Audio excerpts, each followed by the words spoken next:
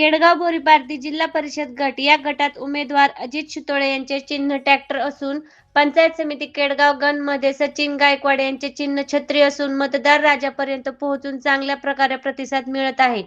मतदार आमच्या पाठीशी आहे असे मत उमेदवार अजित शितोळे व सचिन गायकवाड यांनी सांगितले। केडगाव आणि बोरीपारधी या गटामध्ये मी संपूर्ण 7 गावामध्ये प्रचार यंत्रणेच्या मार्फत फिरलेलो आहे। आमचे जिल्हा परिषदेचे उमेदवार अजितदादा शितोळे यांचं चिन्ह आहे ट्रॅक्टर आणि पंचायत समितीचे उमेदवार आहेत सचिनदादा गायकवाड यांचं चिन्ह आहे छत्री।